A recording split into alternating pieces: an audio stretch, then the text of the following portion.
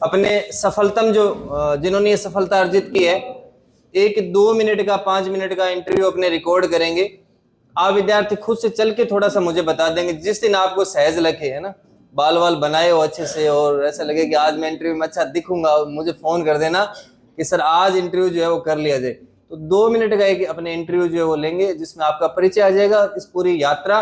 और कहीं ना कहीं इस इंटरव्यू के माध्यम से हमें एक प्लेटफॉर्म मिलता है कि हम हमारे माता पिता, हमारे गुरुजन, आपके सहपाठी जो है उनको आप धन्यवाद दे पाए।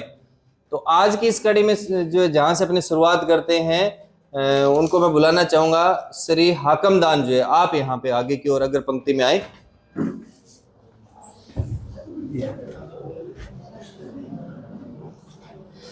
तो आज के इस इंटरव्यू की शुरुआत जो है ना, आपने एक तरीके से मैं कह दूंगा लाइव इंटरव्यू जो है वो हाकम जी से शुरुआत करेंगे।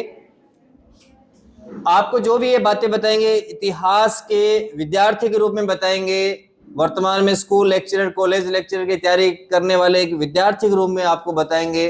तो हमें एक मोरल कॉन्फिडेंस जो है ना वो बढ़ता है हमारा, कि हमारे साथ के जो साथी है अगर वो उनको ये परेशानियां फेस करनी पड़ रही है और सेम परेशानी आपके सामने आ रही है तो आप उनसे घबराएं नहीं।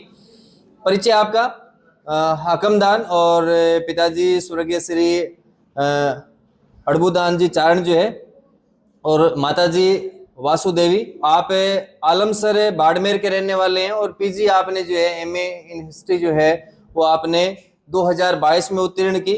अब तक आपने लगातार 5 जो है प्रयास किए ये सफलता अर्जित करने के लिए। 5 प्रयासों में 2 बार आपने नेट जो है वो उत्तीर्ण कर लिया, एक बार आप पीएचडी के लिए क्वालिफाई रहे और इसी 5वें प्रयास में आपने जेआरएफ उत्तीर्ण कर लिया। तो ये अपने आप में एक अद्भुत सी बात जो है, यानी 5 प्रयास रहे, अंतिम हम ये कहेंगे जेआरएफ इनको जो मिली है वो 5वें प्रयास में मिली है। और मैंने भी टेलीग्राम पे एक सूचना डाली थी, राकेश जी भुक्कर जो है भुक्करका के रहने वाले हैं और उन्होंने लगातार 6 बार जो है वो नेट उत्तीर्ण की और शायद अब 6ठी बार जो है ना, हाँ 6ठी बार है, 5 बार नेट और 6ठी बार उनको जेआरएफ में सफलता अर्जित उन्होंने की है। तो मैं हाकम जी से कहूंगा कि आप अपनी इस यात्रा का जो है ना एक विद्यार्थी के रूप में अपने आप साथियों को जो बताना चाहें कि किस प्रकार से वो कार्य करते रहे और अंततः जो है ये साधारण सी चीज जो है वो इनको भी मिल जाए, तो इसके बारे में आपने बताना है। बिल्कुल, कंटिन्यू। सबसे पहले सुमेर सिंह सर और केसरी सर को प्रणाम। बाकी ये है कि नेट जेआरएफ किस्मत साथ देनी चाहिए। मैं कहता हूँ मेरे से भी मतलब अच्छे यहाँ बैठे इंटेलिजेंट, ठीक है, और मैंने यहाँ पर मतलब 2023 में मार्च में मैं आया था, जब शायद 3rd ग्रेड का एग्ज़ाम हुआ था फरवरी से। उसके बाद में मेरे नंबर कम थे तो मैंने कहा मैं 1st ग्रेड की तैयारी करूँगा। मेरे एक भाई है देवीदान जी, वो पिछली मतलब 1st ग्रेड में 44 रैंक के साथ लगे थे। मैंने उनसे संपर्क किया था, उन्होंने मुझे बताया था कि आर्य रट लेना, सिलेक्शन हो जाएगा, ये मेरी गारंटी है। मैंने कहा ठीक है, मैं आर्य रट लूँगा, सिलेक्शन होना चाहिए। उसके बाद मैंने यहाँ एडमिशन लिया। लगभग मतलब मैं यहाँ 1.5 साल आया नियमित, और आर्य को लगभग 8-10 बार मैंने पढ़ा। और पहली बार तो नेट मैंने मतलब पहली बार नेट का पेपर ऐसे ही दिया था, जब 3rd ग्रेड का पेपर दिया था ऐसे ही।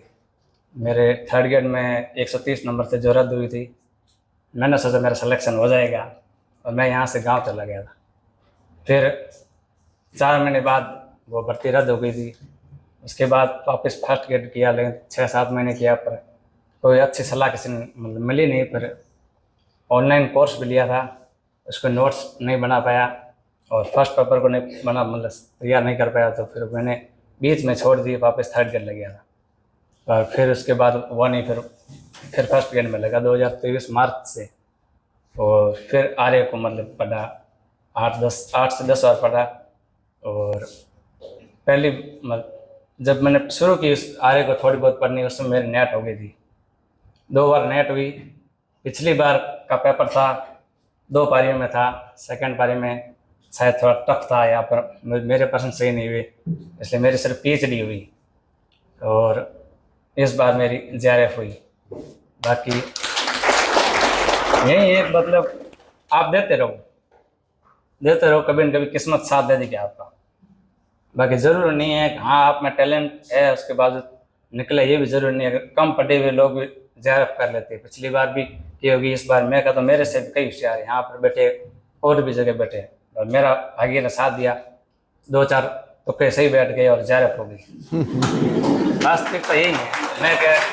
मैं यहाँ मंच पे आके आपको कह दूँ कि मैंने कैसी मैदान पढ़ी है, यहाँ पर पप्पू सिंह पढ़ी है, चौबे पढ़ी, वो एक झूठी बात है होगी। बात यही है, मैंने कोई नहीं पढ़ा, बस यूथ के लेके आया था ऑब्जेक्टिव, वो भी मेरे से 10 पन्ने भी नहीं पढ़े पाए। पढ़ने बैठता था, याद कुछ होता नहीं था, फिर छोड़ देता था। उसके बाद मैंने सोचा हो गया, ठीक है।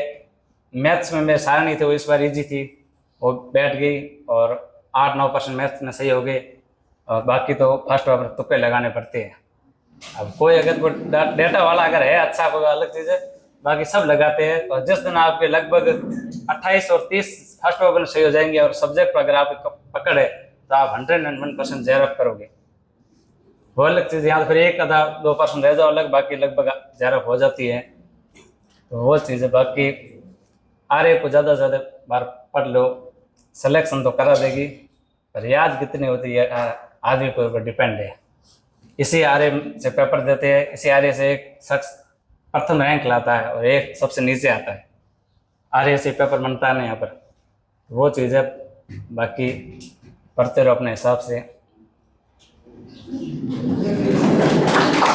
ज़्यादा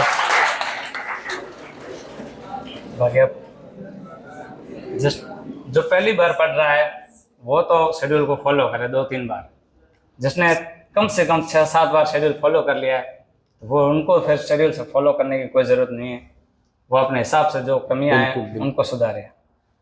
और बाकी फर्स्ट पेपर अब भर्ती है तो फर्स्ट पेपर को अच्छे तरीके से तैयार करना चाहिए, जो भी हो, मतलब पार्ट वाइज।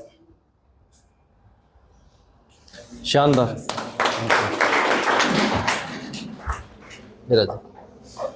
देखो, बड़ा कोई व्यक्ति होता है ना, वो सिर्फ सफलताओं से बड़ा नहीं होता, और उसका व्यवहार जो है बड़ा सौम्य होना चाहिए, और सफलता को सिर ना चढ़ने दे। बड़े साधारण सी बात जो शुरुआत यहीं से की कि जब मैंने के जेआरएफ उत्तीर्ण कर ली, तो कोई भी जो है वो इस योग्यता को उत्तीर्ण कर सकता है, क्योंकि अपने साथ के जो हैं, जो पीछे की कड़ी में है, उनमें हौसला अफजाई करें। क्योंकि यहीं अगर कोई सूर्यपूर्ण ऐसे कहे कि बड़ी मुश्किल काम है ये, बहुत लंबे चौड़े विषय पढ़ने पड़ेंगे, किताबें पढ़नी पड़ेगी, आप ऐसा नहीं कर पाएंगे, तो हितोत्साहित आप हो जाएंगे, हिम्मत ही नहीं कर पाएंगे।